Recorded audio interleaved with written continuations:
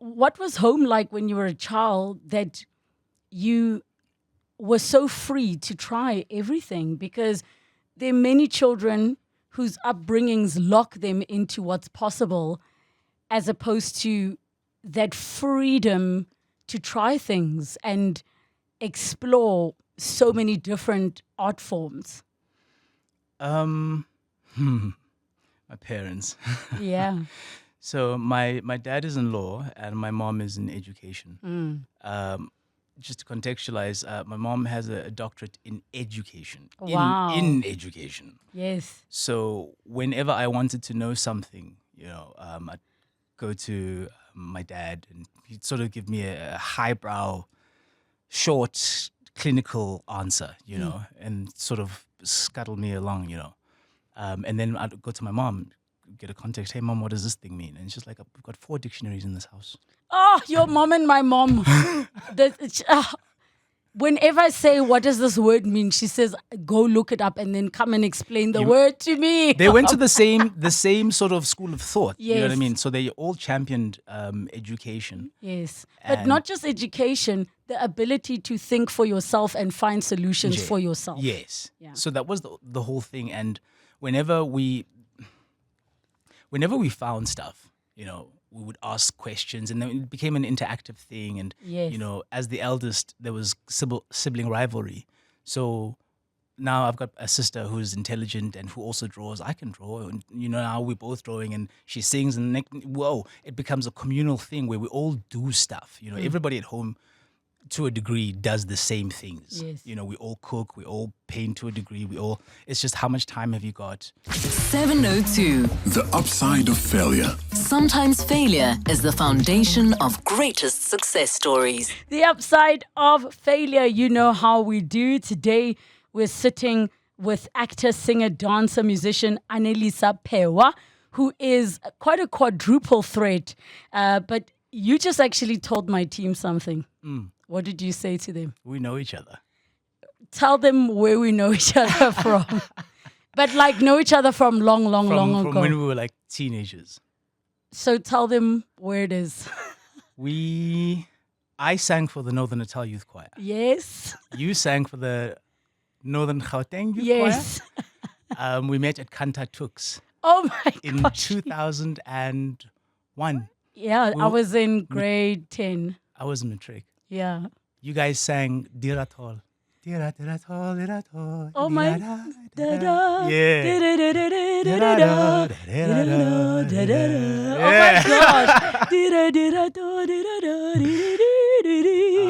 Oh my gosh. Oh my gosh. It feels like such a different lifetime ago when we were just singing for the love. Yeah. And now it's a different ball game, hey? You're earning that Netflix paycheck. I like that. I like that story. Can we go with that? I am earning that Netflix situation. You're earning that paycheck, but I want to start at the beginning of your journey. I mean, there really is something, I think, when you come from a choral background that you have that other muso singers don't have. And I'm trying to find the words, but maybe you can help me. What do you think they have that you have that others that have not had that experience don't have? Wow. I think more than anything else, it teaches you about a singular voice. Understand? I as a tenor am not responsible alone, but we all have to catch the same breath and sustain the note together. So you start to learn about communal breathing, and you holding the note, I'll breathe, and when you run out of breath, I've got that. So there's a team kind of sport within that. And then there's a listening, I'm singing this and I'm supporting the melody that way, and this is my part, and form and function, It's like the army.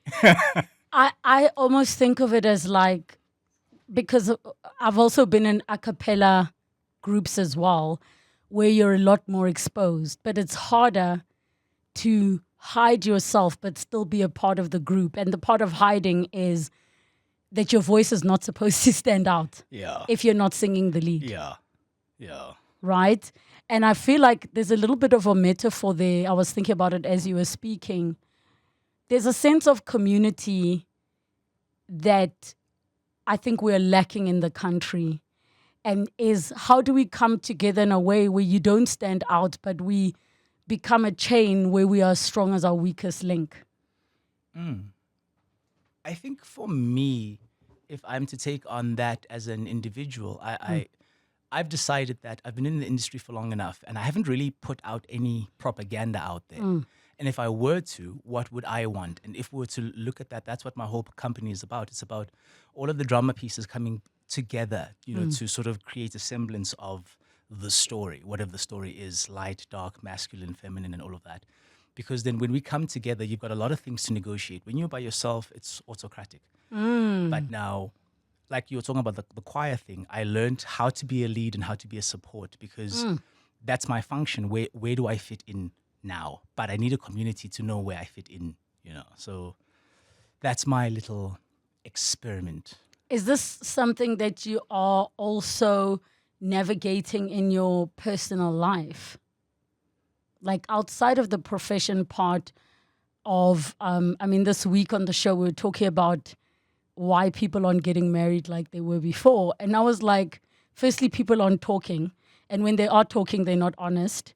And the reason they're not honest with other people is because they can't be honest with themselves. So these are things I'm also exploring within myself, and not necessarily in the context of dating, but just in the context of where do I fit? And if I don't know who I am, how am I going to figure out how to fit? Yeah, I think a lot of the time we get so comfortable in being told stuff. You get told when to have breakfast and you should have lunch and all of those things. And we lose a lot of our own decision making, our own volition, and for me, the idea is that I have to be master of my own destiny. I want to see the things that I put out there. I have that interaction with myself. So I don't really know where the line is between my private life and my professional life. Because I'm an entrepreneur, right? So I'm always thinking about it. I'm like, ooh, this is cool, that's cool. What if we do this? And working at home and all of that. So I decided that I want to see a lot of things.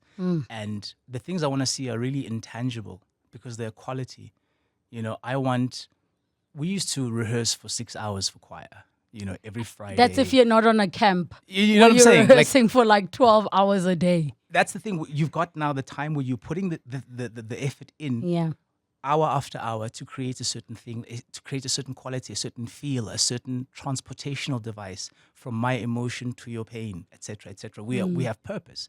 So if I'm coming in trying to serve myself, I want to be famous, all of that, I'm already isolated. I'm already looking at the whole picture from a different point of view.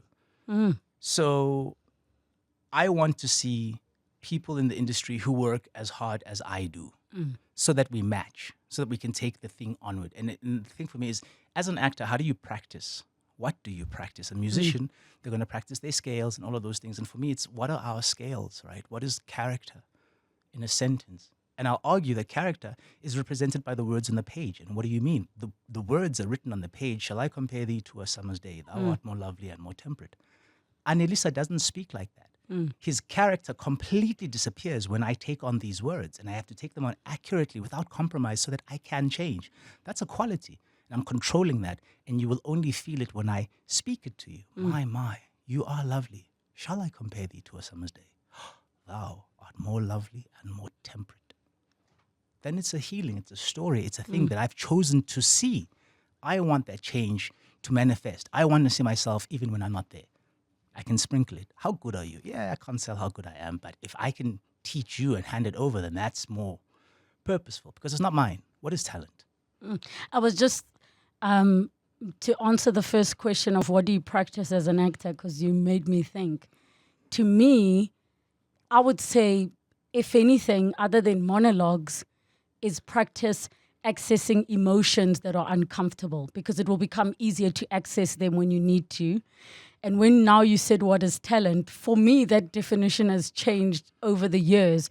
But I would say talent is something intangible that you are born with, that if you sleep on it can very easily go away. And if you use it, can be a seed that can become even a tree. And then if you use it even better, it can bear fruits that can feed others. And that's how I always see a talent. And for me, I just think I'm a vehicle. That my talent is I'm a messenger. I'm a vehicle for messages. So my argument with anybody new, they'll say to me, "Hey, I don't have any previous experience. I want to do this thing. I'm Yes. passionate about it, or I think I've got the talent for it." I'm like, "All right, let's pretend you have no talent, and let's pretend you have no passion. Now I'm ready to work with you because I don't care about your passion, Yes. and I don't care about your talent. Those are all good things. My talent is the softness to try again. That's my talent. And I can try again thousandfold. Like here, there, everywhere. And everything has a tangible outward manifestation. Oh, you dance so well. You do this so well. I'm like, it's the same thing. It's the same processor doing different things. It's like you think about, I don't know, picking up something with your left hand, picking it up with your right hand. It's it has an outward form. It's repeatable. There's humility because you think you know something through first exposure, and you come back and you come back and you come back and you recognize that it's no longer the piece that you know. You're starting to challenge yourself. You're going on a journey because after 1,000 repetitions, you discover a light that has nothing to do with the piece or you, but maybe this moment, humanity, something that's about journeying. So I'm saying that if you're looking for fame or recognition or whatever, you'll find that, but it's empty and it's the first thing to go together with your first paycheck. Somebody says on the WhatsApp line, Relebogile, I'm picking up some chemistry in this conversation. Are you guys high school sweethearts? We're not high school sweethearts. And I would tell you guys if we were. We're not high school sweethearts, but there was a period where choir kept us so busy, especially if you're in provincial choir. And I was in school choir. Then we had a barbershop group. Like, we were busy outside of doing sport, which you also did. And I want to talk about the fact that you decided to go into martial arts. Tell us about what that taught you, because I think it's a completely different discipline to the more artistic, creative side. I argue it's the first form. I like that they say it's martial art because that speaks to the processor again, the thinker. It's here's this information and you will use it in these situations, right? And once it's placement. Here's the martial art, here's the structure, and you simulate the war environment. So it's the beginnings of drama, physical theater type thing, invisible people, all of that. Yes. But what that taught me was it facilitated ambidextrousness. Right now, I'm not left-handed or right-handed because I have to be able to punch with my left and my right. Yes. Right. So then I can approach story and character from different points of view, because if I'm fighting southpaw, I'm left-handed, which means I'm thinking differently to when I'm right-handed. So if I'm on the theater now or I'm on a revolving stage or whatever, my core, my mobility, all of it, I understand how I must breathe, how I must interact with the space around me and all of that. So it was the first initial form, and its function was to protect. And I enjoyed that very much. What made you, if you're saying its function was to protect, are you saying you chose to enter martial arts so that you are prepared to protect? I think I've been doing it for so long that when we first did it, we just wanted to simulate Bruce Lee. Right. We were just like, what? And, at some point, everybody will watch a movie and have a couple of kicks. But then I was like, I want to do it. I want to do it. So my parents got me into Kung Fu first, which is then, for Kung Fu, they sent me to ballet upstairs for the flexibility. I'm so glad you're talking about this because of the argument I was having online. I can't even remember when it was. I had to mute the tweet because it was just too busy. About ballet, for example, where a guy was like, this is not for men. This is not, it's like, guys, ballet, it is one of the most difficult forms of dance. I'd even include it in sport because a lot of professional pro athletes go into ballet to learn how to do certain techniques, from your footwork to extending your muscles. Did you cry in that class? No. I understood line. And I think that's probably the most important thing that I learned, because then line changes, right? At which point does a line stop being a circle, and at which point does a circle stop being a line, right? So there's the fluidity in that form. So when you take it out of its physical, this extension to that extension, you invert it. In drama, you've got lines, right? And in music, you've got lines, etc., etc. So it's about understanding these landscapes and how do I fit in to this particular moment and that particular moment, and do I need to bend over here? Do I need to breathe in? You understand your body. So from the Kung Fu, I learned the line, and then I was able to apply the line, in various different ways, changing the breathing, changing the form. But I learned the strength from the ballet in terms of balance and all of that. So then when I changed the form, I then went into Goju-kai karate. And is that the particular martial arts form that you were a provincial and national champion? Yes. Wow. Yes. What makes the Goju-kai karate different from what we know? You've got different styles. So what we're saying is that karate means empty hand. Kara, empty, te, hand in Japanese. So it's an empty-handed martial art defense system. And they come from different places. Okinawa in Japan is an island over there with the famous Karate Kid, the originals. Yes. That style comes from there. Chojun Miyagi started that. It's a style that is hard and soft. Wax on. Wax Wax on, off. right? So that's Yes. what they call a kakuke. Yes. Right? Wax on, wax off, wrist movement and all that, tensho, just flow. It's got that Tai Chi Type of thing. excuse me, that whole idea. But I went into to protect myself, but I enjoyed the idea of the fluidity.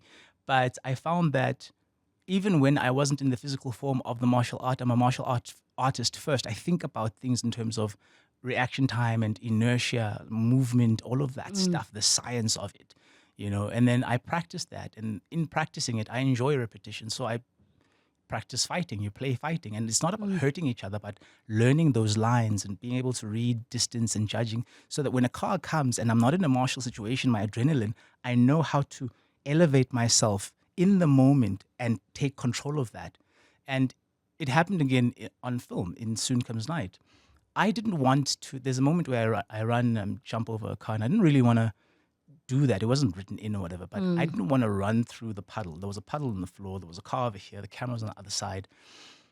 And I was like, I'm not. You just naturally jumped over the puddle. I chose to. I was like, I'm not. And then the director said, yes! They were like, no, you can't do that. I was like, Really? why not? They're like, because you're going to have to do it again and again. I'm like, how many times do you need it to be done? Oh, Jackie Chan. So Do exactly. your own stunts. Right. Right. And that's the thing, because it says my character is physical. He runs. He does all these things. He understands his movement. His gun is a part of his martial law, right? So when he's running and he needs to jump, it's in my right hand. He throws it over in the same motion, catches it with the left hand, jumps over the car, doesn't actually touch the car, lands, spins in front of the camera, moves out, looks at where I'm running from.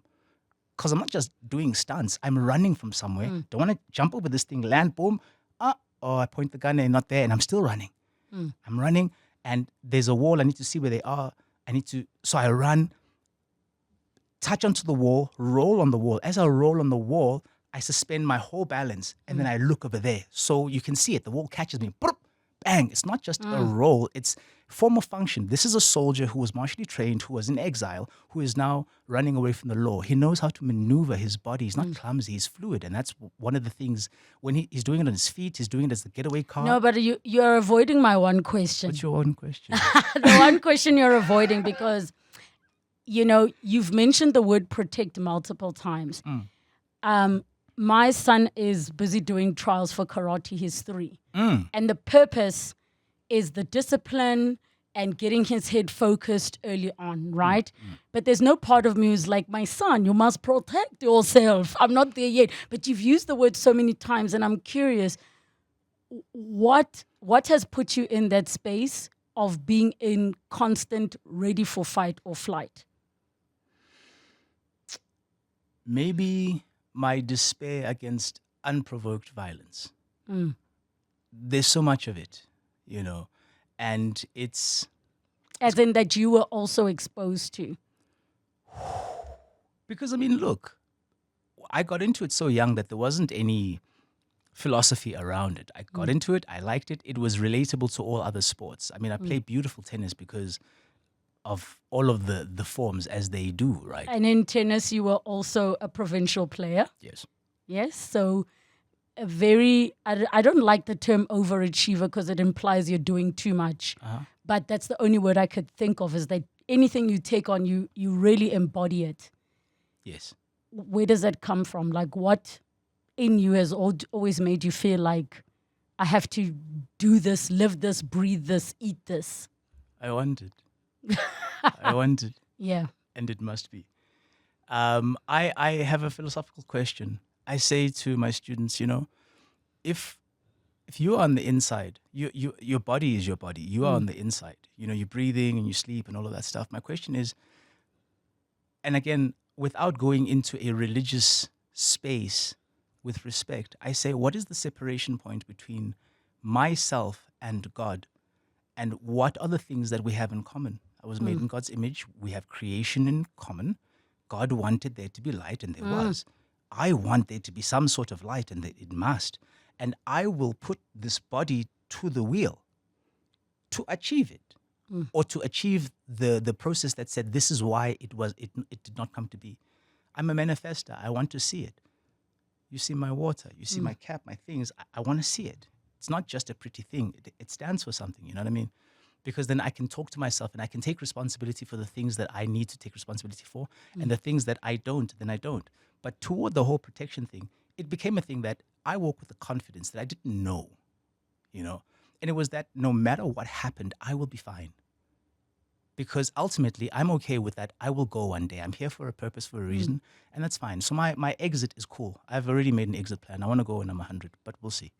Right? Oh, my age, I've told the listeners, is 65. Conversation for another day. But that's the thing, Yeah. so that if you desire a thing, and a lot of people talk to me in terms of the industry and all that, I want something. I'm like, do you? Then go get it. Because I'm going to, this, that, this, and the other, and go do it.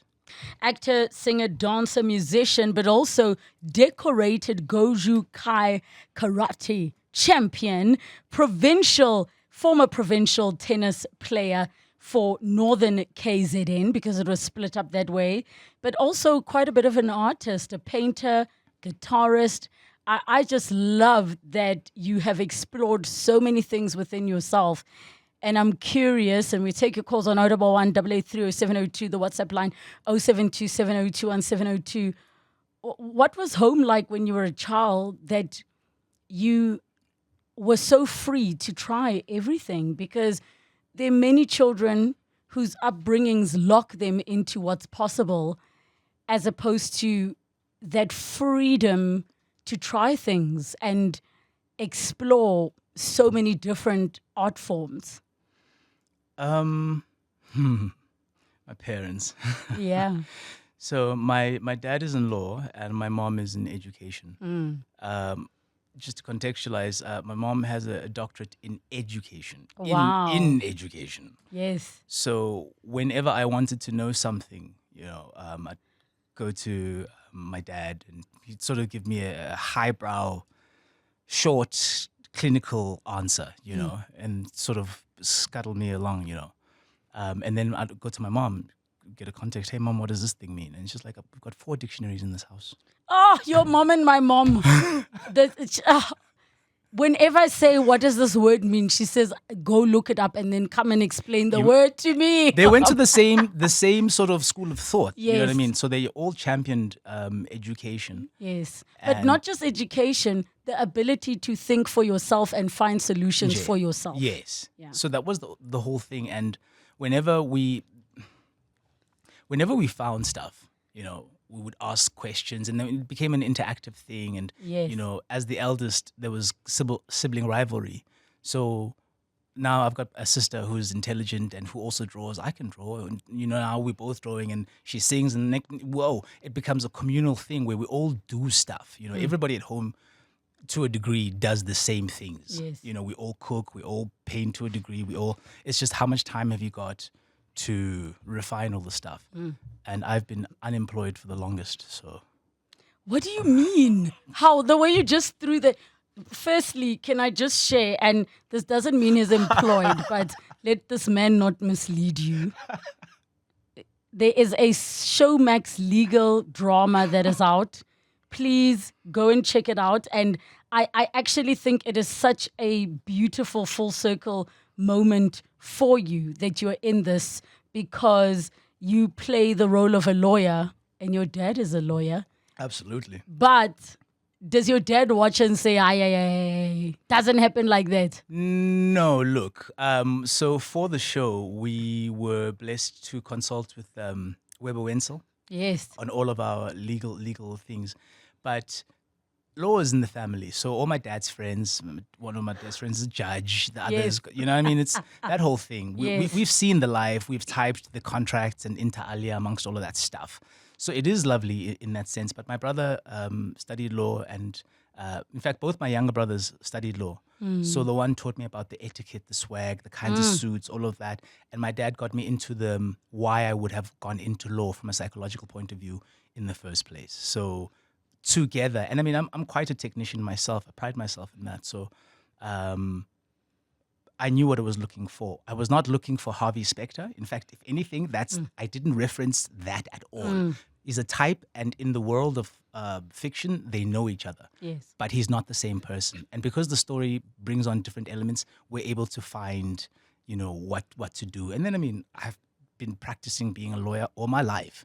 Dad in his suit there. Yes. You know what I mean? So the walk, it's my dad. Yes. We look alike, a little bit more cocky. Yes. I'm a little bit more cocky, but it's enjoyable. But we haven't spoken about it yet. I think they recently got Showmax. So they're just doing that for themselves. But we'll get into it. Christmas is right around the corner. Are your parents proud of you? Yes. How do you know?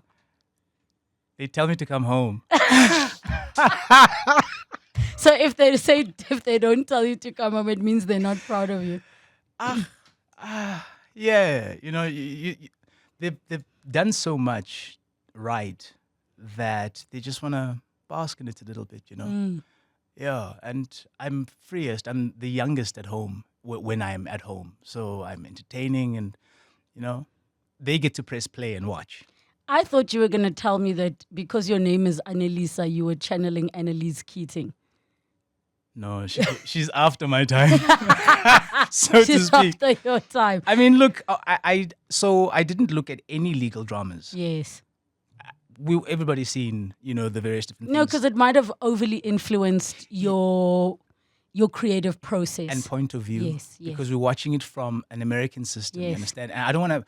Everything that I did came from the textbook. I went to the High Court. I looked at the ceiling. Because my thing is, my character needs to have real things that he doesn't reference, that he knows intrinsically. Like the pressed ceiling, that domed shape, what the echo does in that space over there, where the courts are, where the security is, the layout. My character would know that, and he would ignore it. But there's a sense of it. So I already went in there, dressed in character, all that, blended in, did the things, went into the court, saw the proceedings, got a sense of the South African Judiciary system. That's yes. it more. And it's a lot more boring than what Hollywood puts out Yeah. in terms of our processes. There are a lot of procedures that are not sexy, but obviously for dramatization, we're going to put on what we need to. And the show on Showmax is called Law, Love and Betrayal. And I encourage everybody to watch it. There's a WhatsApp message here that says you must look up the hilarious dialogue between Jackie Chan and Steven Spielberg. Jackie Chan says his stunts go action, jump, hospital. Action, jump, hospital. Are you willing to break bones for your craft? Are you at that point in your journey as a craftsman where you were doing your own stunts, you even asked for it, and I'm sure the producer's like, what do we have on insurance on this guy? And you're jumping over cars. But would you wear your cast of a broken leg as a badge of honor because you love what you do that much? I'm too good. Ow, to get injured. Yes. I believe you. Because if I'm an electrician, let's just flip it. Yes. How many times am I getting electrocuted Yes. a day? as black people say, "Bawuchokile." With the Bawuchokile, yes. So that's the thing for me. It's technically based. I know how many steps I must take. So I jump off the same foot with the same rhythm on the same breath every time. It's a kata. It's a form of expression. It's a line. It's a part of a process. So if I'm gonna get hurt, I see it before it happens because my thought dies before I do, and then my technique crystallizes the process. That's why we rehearse. You know, directors will go on a recce. They'll go look for the location. When Yes. actors get there, they're doing all their thing. I go recce the thing. What does the landscape look like? I must run here. It's been raining. It's slippery. I'm wearing boots. Once I jump in that puddle, my feet are going to have a different experience. It's going to give off a different, it's not going to match. I can match the jump. Vincent jumps off the taxi or does this or does that. I'm just like, how are you going to do that? Lucky you cast me. They're like, no, we're not lucky. We cast the urban ninja for a reason. I absolutely love that. Tell us quickly about Drama Tech. 011-883-0702. The WhatsApp line 0727021702. Drama Tech, South Africa's premier acting consultancy. Yes. For all your dramatic needs. Not everybody can afford drama school, and not everybody who was at drama school with me is still doing this thing. So there's a question around, so my thing is, there's a blanket that they'll give to you. First years, you do realism. Second year, you do Shakespeare. Third year, comedy. Fourth year, you're doing it, putting it all together. I need to talk to you about Shakespeare. I got you. And the fact that I love this part about your story that you, for your masters, you translated Shakespeare into isiZulu. I'm currently doing that now. And I mean, Now everybody knows. what made you even want to go on that journey? Because I would have been exhausted by the first part because Shakespeare is not a small feat. It's a gap in the market because of that same thought. When I was in drama school, we, the brown people, had an attitude towards it because it was so foreign. But there was a musicality to it, right? We come from music. The rhythm, the proses, all of it, right? yes. And I'm like, but when we listen to it, they don't necessarily speak like that. And sometimes that emphasis sits with it, you know what I mean? So there's a ripple. So I studied the form. I'm like, the form is simple. It's da-da-da-da-da-da-da-da-da. And sometimes it's not that. So when it's that, it's verse. And when it's not that, it's prose. But the meaning, the story, that's the thing that keeps it accessible, and relevant. And then mine is to say that I did the studying for you the same way Dr. Jolobe did the studying for me. He comes in today, says, what seems to be the problem? I'm struggling with my Shakespeare. Oh, really? Okay. And then that's the idea. And then to take it on to say, how can we change how can we add on and influence and learn from? So, for example, you say, what does the look of a translated Shakespearean piece look like? On the page, it already looks, it's already in verse. And then you've got your first four lines, which is a quatrain, the first four lines. Boom, 1, 2, 3, and a rhyming couplet. So from a structural point of view, you can see it already. So there's the longitudinal, if we will, and then you've got the lateral, whatever that is, across, down and across, yes. Y and X axis, right? So you've got those two dimensions. Before you've even interacted with it, it could be written in Japanese. There's a visual representation that you can say, okay, cool, these 14 lines represent this idea. And the great thing is that, I don't know if they're still doing it in English. We were all introduced to Shakespeare early on in English. And if you had a great teacher, I had a brilliant teacher who really brought to life the words. Because as a young kid, you're like, this is exhausting. Can we just speak normally? Why can I just say I love you instead of, shall I compare thee to a summer's day? Thou art more lovely and more temperate.